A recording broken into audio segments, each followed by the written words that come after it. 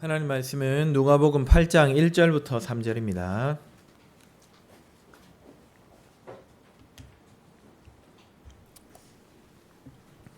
누가복음 8장 1절부터 3절. 하나님의 말씀을 들으십시오. 그 후에 예수께서 각 성과 마을에 두루 다니시며 하나님의 나라를 선포하시며 그 복음을 전하실세 12 제자가 함께하였고 또한 악귀를 쫓아내심과 병 고침을 받은 어떤 여자들 곧 7 귀신이 나간 자 막달라인이라 하는 마리아와 헤롯의 청지기 구사의 아내 요한나와 수산나와 다른 여러 여자가 함께하여 자기들의 소유로 그들을 섬기더라. 아멘. 반갑습니다. 네, 비전교회 성도 여러분 만나뵙게 돼서 진심으로 반갑습니다. 방금 우리 이강석 집사님 기도하는 내용을 들어보니까 비전교회에 소소하고 아름다운 변화들이 일어나고 있는 것 같습니다. 우리 하나님께서 더 크고 놀라운 일을 이 교회 위에 행하시기를 주님의 이름으로 축복합니다. 여러분 가정의 주도권, 경제적으로나 무슨 중요한 결정을 앞두고 있을 때 주도권 누가 갖고 계십니까? 혼자 계시는 분들은 혼자 잘 판단하시면 될 거고요. 아직 부부가 같이 사는 분들, 아직이라니 죄송합니다. 남편에게 있습니까? 아니면 아내에게 있습니까? 요즘 워낙 여성 상위 시대가 되어서 아내 말 한마디면은 찍소리 못하는 남편들이 많다고 합니다. 은퇴하면 별명이 삼식이 이런 거 붙으면 큰일 난다고 하더라고요. 은퇴하신 저희 아버지 보니까 야 이거 저렇게 살아서는 안 되겠구나 제가 큰 교훈을 받고 있습니다. 그래서 젊을 때부터 저는 내 미래를 잘 준비해야 되겠다 싶어가지고 더 확실하게 가장의 권위를 세워야 되겠다. 양말 거꾸로 벗어 던지고 안경 아무 때나 놓고 그러다가 욕 많이 먹고 있습니다. 여러분 저처럼 이렇게 아내에게 찍소리 못하고 욕먹는 남편이 많다고 하더라도요, 사실 아직 우리 사회에 여성들이 남자들과 동등한 권리나 혜택을 누리는 건 솔직히 아닙니다. 과거에 비해 지위가 월등하게 향상된 것은 맞지만은 오늘날에도 여전히 여성들은 차별받는 경우가 많습니다. 예를 들면은 직장 여성이 아이를 갖는다든지 하는 경우죠. 복귀를 보장받기가 아마 몇몇 대기업 혹은 공무원들을 제외하고는 쉽지 않은 것으로 알고 있습니다. 여러분 현대 여성이 이런 차별을 당한다면은 예수님 당시에는 어땠겠습니까? 말할 것도 없겠죠. 가부장적인 이스라엘 사회에서 여성이 행사할 수 있는 권리는 아주 미미했다고 볼 수 있습니다. 여성은 언제나 이 가장의 그늘 아래서 존재감도 없이 그렇게 살았습니다. 하지만 특이하게도 예수님과 관련해서 혹은 초대 교회와 관련한 여자들은 역할이 대단했습니다. 예수님 사역 중에 여인들을 고치신 역사가 다수 있었습니다. 제자들이 하나같이 십자가 지시는 예수님을 배반할 때도요, 여자들만큼은 십자가 바로 아래까지 따라갔습니다. 또 장례치른 예수님의 무덤에 가장 먼저 찾아간 사람 중에 한 명도 여자 마리아였습니다. 이렇듯 성경은 여인들의 치유됨과 섬김을 굉장히 부각하고 강조하고 있습니다. 저는 이것이 곧 예수님의 여인, 신부된 우리 교회, 그런 신부의 우리 교회에 관한 모습을 교훈하고 있다고 생각합니다. 오늘 본문에도 여자들이 등장하는데 분명히 오늘 예배하고 있는 이 비전교회를 향한 교훈이 있을 것입니다.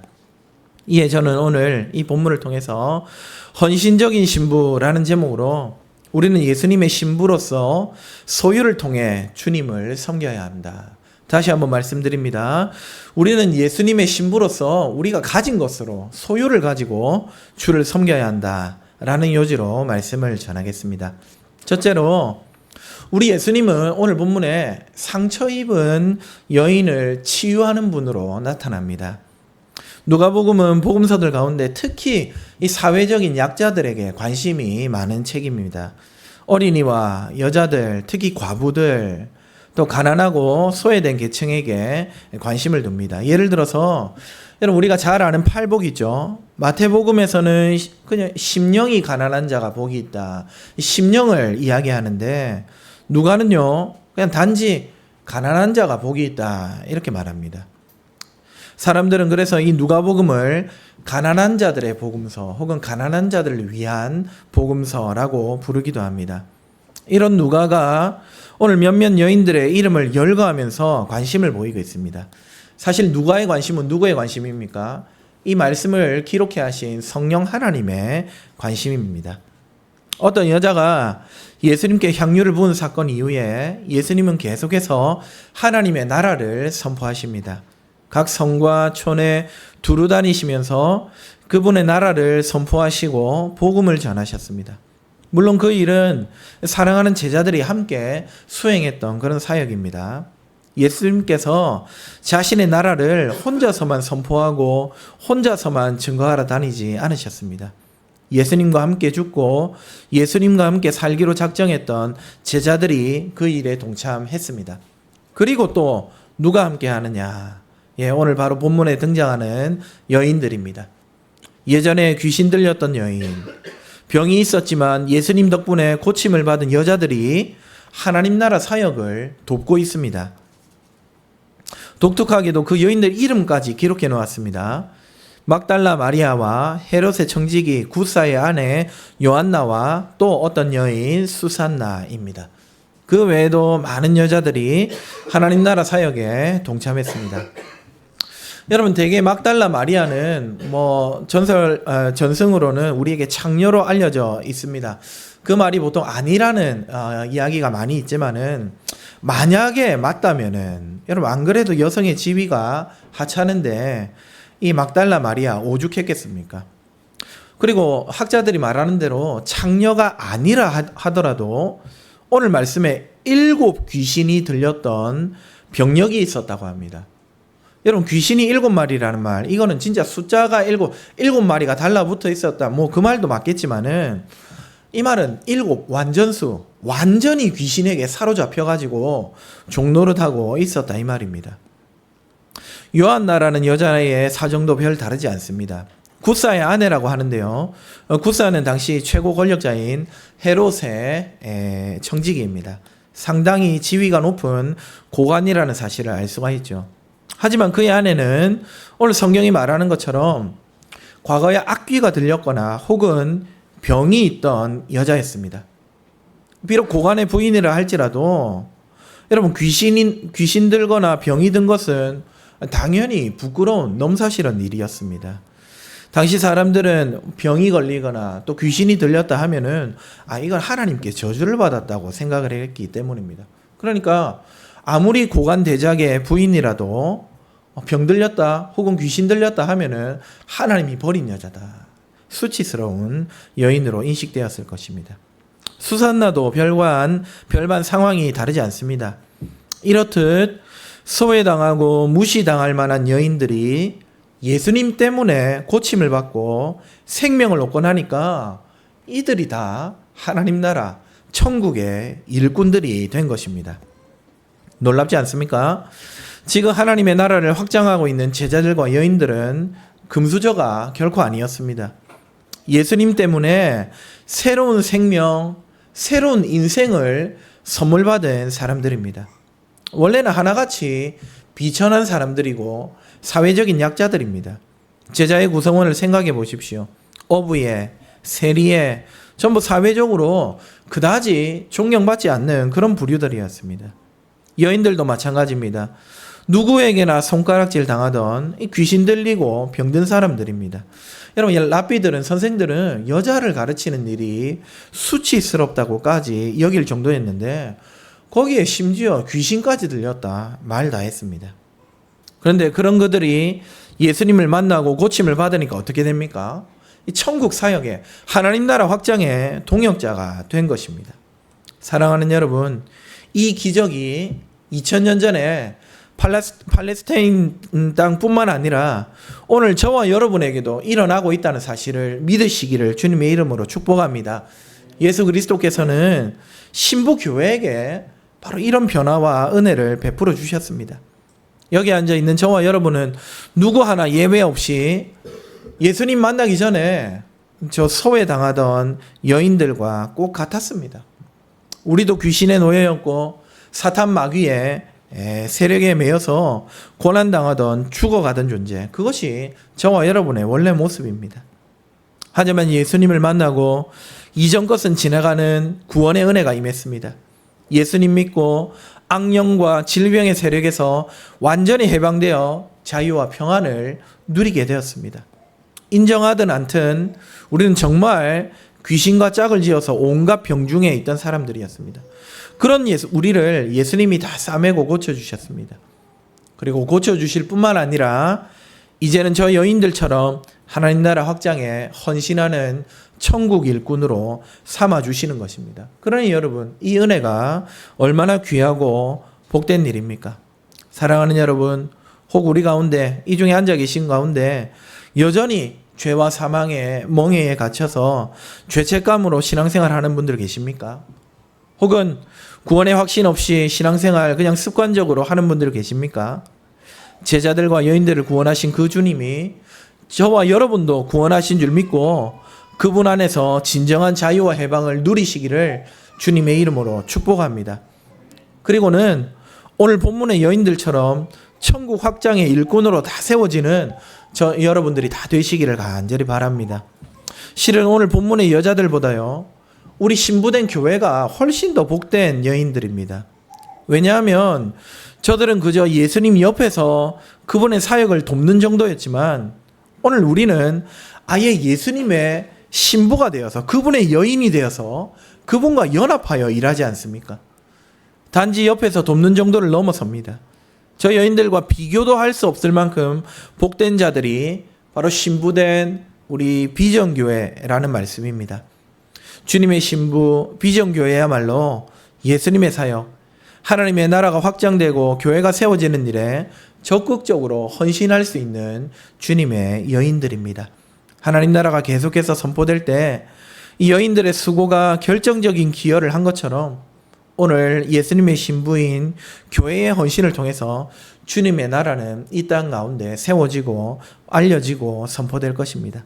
오늘 예배하는 주님의 신부된 모든 비전교회 성도 여러분, 비천하고 수치스러웠던 과거를 지우시는 우리 예수님을 잘 믿으시기를 주님의 이름으로 축원합니다. 그리고 이제부터는 왕의 신부로서 그분의 나라 확장에 헌신하는 복된 신부가 다 되시기를 주님의 이름으로 축복합니다. 그럼 둘째 마지막으로, 그렇다면은 주님의 신부로서 우리는 하나님의 나라를 어떻게 섬겨야겠습니까? 다양한 방법들이 있겠지만은 오늘 본문의 여인들처럼 우리는 우리의 소유로서 주님 나라를 섬겨야 합니다. 여러분, 3절 말씀은 예수님과 사도들을 섬긴 여인들의 그 중요한 수단을 교훈해 주는데 무엇을 통해서? 바로 가진 것, 소유를 통해서입니다. 여러분, 소유를 통해서 섬겼다, 이 말은 자신의 재산, 자신의 물질로서 주님과 제자들을 섬겼다는 말입니다. 이를 오늘 우리에게 적용하면은요, 교회의 사역자들에게 자신의 물질을 아끼지 말고 고급 식사를 잘 대접하고 이제 곧 명절이 다가오니까 선물을 잊지 말고 돈이 생기면 꼭 사역자와 함께 나누어야 합니다 라는 메시지를, 여기 아멘 하시면 안 되거든요. 예. 아멘 하시면 안 됩니다. 그런 말씀을 만약에 하는 사람이 있다면 그 사람은 사기꾼이라고 보시면 됩니다. 그냥 아멘 하면 안 됩니다. 예. 여러분, 말씀의 소유로 섬겼다, 이 말은 물론 이 여인들이 개인적으로 예수님을 잘 대접하고 섬겼다, 사역자들, 제자들을 도왔다, 그런 뜻도 분명히 있을 겁니다. 안 그랬겠습니까? 맞겠지만 그것만 있는 건 아닙니다. 이 소유로 섬긴다는 말을 여러 가지 적용해서 나눌 수 있겠지만은 저는 오늘 문자 그대로 물질을 통해서 돈을 가지고 하나님 나라 확장하는 일에 헌신했다고 말씀을 드리고 싶습니다. 소유로 예수님과 제자들을 섬겼다는 말은 이후 기독교 형편에서 보면 헌금으로 주님의 몸된 교회와 주님 나라를 섬겼다는 의미와 거의 같습니다. 지금 여인의 섬김을 받는 예수님과 사도들이 누굽니까? 여러분, 그들은 교회의 기초들입니다. 예수님은 교회의 모퉁이 돌이 되시고 그 위에 사도와 선지자라는 터가 다져지고 그리고 교회가 건축이 됩니다. 사도들은 곧 교회입니다. 다시 말해서 여자들은 자신의 소유, 헌금을 통해 예수님 사도 개인이 아니라 앞으로 세워질 교회를 섬기고 있었던 것입니다. 그렇다면 오늘 예수님의 헌신된 신부가 된 우리도 헌금을 통해서 하나님 나라의 확장에 기여하고 이 비전 교회를 위해 봉사하는 것은 두말할 필요가 없는 당연한 일 아니겠습니까? 사실 여러분, 교회에서 제일 피해야 할 설교 1순위가 헌금에 관한 설교라고 제가 신학교 시절에 배웠습니다. 그럼 여러분, 성경이 헌금에 없습니까? 성경에 헌금이 없습니까? 그렇지 않잖아요. 분명히 성경이 헌금을 말하는데 일개 스피커에 지나지 않는 목사가 그걸 하고 안 하고 결정할 수 있는 권한 자체가 없는 노릇 아니겠습니까? 헌금을 이걸 이익으로 여기기 때문에, 수익으로 여기기 때문에 문제가 생기죠. 사람들의 욕심이 끼어듭니다. 하지만 아시다시피 여러분, 헌금은요, 우리 주님이 주신 것을 그대로 올려드리는 것에 지나지 않습니다. 원래 주님 것인데, 주님이 나에게 맡겨주신 것인데 그 가운데 일부를 다시 주님께 내어드리는 것이죠. 그렇기 때문에 내는 사람이 아까워하거나 반대로 그 돈을 관리하는 자들, 특별히 사역자가 욕심내고 말고 할 그런 차원의 문제가 전혀 아니라는 말씀입니다. 역대상 29장 14절에 나와 나의 백성이 무엇이간데 이처럼 즐거운 마음으로 드릴 힘이 있었나이까. 모든 것이 주께로 말미암았사오니 우리가 주의 손에서 받은 것으로 주께 드렸을 뿐이니이다. 모든 것이 주님으로부터 말미암았으니 주님이 주신 것으로 주님께 드린다는 이 다윗의 고백, 이것이 헌금을 대하는 저와 여러분의 기본적인 고백이 되어야 할 줄 믿습니다. 은혜 받은 사람이 신앙을 고백하면서 즐거이 그리고 기꺼이 바치는 것, 그것이 바로 헌금입니다. 자, 그런데 여러분, 이와 같이 헌금은 주님이 우리에게 모든 것을 주셨습니다. 나 그거 인정합니다. 그래서 나를 먹이시고 입히시는 분은 주님이십니다. 내가 주신 것 가운데 일부를 드려도 주님은 여전히 나를 돌보십니다. 여러분, 신앙 고백으로 헌금을 드린다고 말씀을 드렸는데, 헌금은요, 이런 신앙 고백적인 차원, 그러니까 하나님과 나 사이에서 드리는 차원 외에도 또 다른 중요한 목적을 갖고 있는 그런 것입니다. 헌금의 중요한 목적이 무엇이냐? 바로 구제입니다. 구제. 헌금을 가리키는 헬라어가 몇 가지 있는데요. 그 중에 한 가지가 무엇이냐면은, 우리 비전교회 성도들 수준이 있으니까 제가 헬라 말을 그대로 쓰겠습니다. 신약 말입니다. 코이노니아, 들어보신 분이 많을 겁니다. 헌금을 표현하는 말 가운데 코이노니아라는 말이 있습니다. 근데 그 말은 재미있게도 어떤 뜻이냐? 교제, 사귄다는 뜻입니다. 로마서 15장 26절에 보시면은 마게도냐와 아가야의 성도들, 아마도 빌립보 교회와 고린도 교회가 주축이 되어 있는 그런 교회들입니다.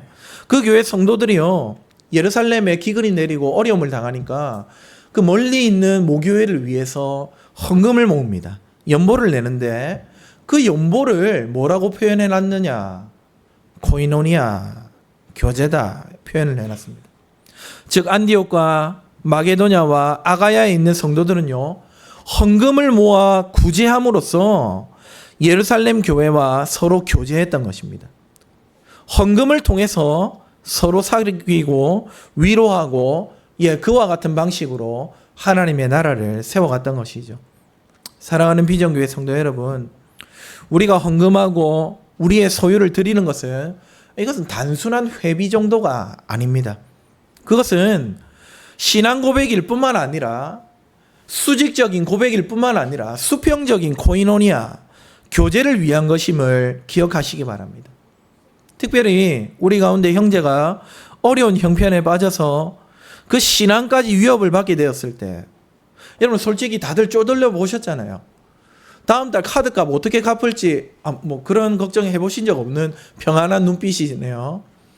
막막하지 않습니까? 답답하지 않습니까? 카드값 밀리기 시작하면은요, 예배가 어디 있습니까, 여러분? 영적으로 침체되고 하나님 바라보는 일도 어려워집니다. 여러분, 이 물질의 문제는 우리 영혼과 연결되어 있습니다.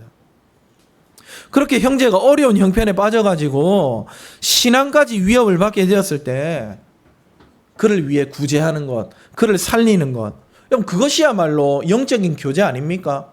그런 영적인 교제가 무엇을 통해 일어난다는 말입니까? 헌금을 통해, 연보를 통해 일어나는 겁니다. 장학 헌금이 모아져 가지고 정말 어려운 형편 가운데 있는 우리 교회 안에 있는 자녀들이 혹은 밖에 있는 자녀들이 교회의 도움으로 신앙과 공부에 전념할 수 있게 되는 것. 그럼 그것이 바로 신부교회가 소유로서 하나님 나라를 섬기는 일 가운데 하나라는 말씀입니다. 만약 신부교회가 헌금하지 않는다면 이런 실제적이고 기묘한 교제, 그리고 그것을 통한 하나님 나라의 확장 어떻게 이루어질 수 있겠느냐, 이 말씀입니다. 주님의 신부인 교회가 여러분들이 자기의 소유를 기꺼이 바칠 때라야 비로소 구제와 같은 하나님 나라 확장 사역을 시행할 수가 있는 것입니다. 구제뿐만 아니라 대사회적인 봉사, 또 교회의 자녀들을 양육하고 가르치는 일. 여러분, 이제 주일학교 시작했다면서요. 주일학교 아이들 교재도 사야 되잖아요. 간식도 줘야 되는 건 아닙니까? 또 여름 되면 여름 성경교 해야 되잖아요. 돈 없이 그거 어떻게 하느냐 말입니다. 우리 교회 자녀들을 양육하고 가르치는 일도 헌금이 있어야 가능합니다. 예배당을 유지하고 보수하는 것은 또 어떻습니까? 어떤 사람들은 교회는 건물이 아니라고 하면서 건물을 무시합니다. 여기 비 오는데 비 새면 예배 드릴 수 있습니까? 우리 자녀들 어디에 모여서 교육할 겁니까? 예배당은 교회의 굉장히 중요한 요소 가운데 하나입니다. 무엇을 통해 유지하고 보수하겠느냐, 이 말입니까? 우리 믿음의 선배인 존 칼빈은요, 헌금이 사용돼야 되는 용처를 4가지를 이야기하는데 그 4가지 가운데 하나가 바로 예배당을 유지하고 보수하는 일입니다. 그 정도로 여러분 예배당은 필요한 곳입니다. 또 이 모든 일들을 저마다 하나님 나라의 확장을 위해서 필요한 사역들인데 무엇을 통해 집행할 수 있느냐 말입니다. 저와 여러분이 바친 소유, 헌금을 통해서 가능합니다. 하나님의 나라는 입으로만 확장되지 않습니다. 우리의 소유를 드리는 그 손을 통하여, 헌금을 드리는 우리의 삶을 통하여 하나님의 나라가 확장됩니다. 일전에 모 방송사가 수십 종류의 헌금을 드리는 그 교회를 고발하는 시사 프로그램을 만든 적이 있습니다. 그것만 보면 교회가 완전 돈에 미친 그런 집단인 것 같았습니다. 하지만 여러분, 세상 사람들은 헌금의 진정한 의미를 모르는 사람들입니다. 물론 기복적인 헌금, 또 목회자나 중직자의 탐욕을 채우기 위해서 헌금을 강조하고 거두는 일들이 없지는 않습니다. 그런 일들은 당연히 개혁하고 뿌리 뽑아야 합니다. 그러나 빈대 잡자고 초가 삼간 다 태울 수는 없는 노릇입니다. 불신자 혹은 이제 막 신앙을 시작하는 사람들은 헌금의 당위성을 이해하지 못합니다. 이해하면 당연합니다. 그러나 여기 앉아 계신 여러분들은, 초신자들 빼고 여러분들은 다릅니다. 아닙니다. 예전에 소외당하고 천대받던 여자에서 예수님의 신부가 되게 하신 주님의 은혜에 감격하는 자라면 누구나 자기 소유를 기꺼이 들여서 주님 나라 사역에 참여하려고 할 것입니다. 악령과 질병이 지배하는 사탄의 나라에서 구원하신 주님의 은혜를 기억하며 즐거이 바칠 수 있는 것입니다. 성도가 기꺼이 바쳤다면 그것이 의미 있게 또 바르게 사용되도록 하는 교회적인 장치도 필요합니다. 정말 필요한 곳에, 의미 있는 곳에 교회와 복음과 하나님의 나라와 가난하고 연약한 자들을 위해 돈이 사용될 수 있도록 여기 앉아 계신 직분자들, 재직들이 예결산을 아주 면밀하게 심의 의결해야 됩니다. 이제 조금 있으면 교회마다 내년 목회 계획과 예산을 살필 것이고 또 정기적으로 재직회를 통해 예결산을 돌보지 않겠습니까? 여러분, 그 일을 감당하실 때 여러분들 주님 나라를 위해, 교회를 위해, 가난하고 연약한 자들을 위해, 복음 사역을 위해 잘 집행되는지를 여러분들이 잘 살피셔야 됩니다. 그리고 적절하다 싶으면은 여기 계신 재직들이 그 일이 실행될 수 있도록 여러분의 소유로 헌신해야 됩니다. 새가족들은 좀 안 해도 됩니다. 재직들은 아닙니다. 아니 이번 달 재직해 했는데 예산이 수입이 좀 모자라다. 우리가 계획했던 것보다 모자라다. 누가 헌신해야 되겠습니까? 당연히 재직들이죠. 하나님의 나라가 나의 헌신을 통해 나의 소유를 통해 확장되고 이루어진다는 책임감을 가지고 여러분들 그 일에 헌신하셔야 합니다. 또한 맡은 재정부와 또 재정 집행과 관련된 모든 분들은 투명하게 재정이 집행될 수 있도록 여러분들 노력해야 합니다. 우리 교회가 재물을 기꺼이 바치고 또 그것을 바르게 의미 있게 잘 사용해서 주님 나라 확장하는 복된 신부 비전교회가 될 수 있기를 주님의 이름으로 축복합니다. 말씀을 맺겠습니다. 사랑하는 형제 자매 여러분, 주님께서 억만 죄악과 귀신과 질병으로부터 우리를 구원하셨습니다. 그 예수님을 믿음으로 신부가 된 여러분, 주님 나라가 선포되고 확장되는 일에 최선을 다해 참여하시기를 주 안에서 축복합니다. 말과 혀로만 하지 마시고 소유를 통해 신앙을 고백하십시오. 건강한 신부는 자기들의 소유로 주님을 섬기며 그 나라를 확장하는 데 기쁨으로 동참할 것입니다. 물질을 드리며 하나님의 나라와 복음이 온 땅에 편만해지는데 크게 사용되는 헌신적인 신부가 다 되시기를 주님의 이름으로 축복합니다. 아멘.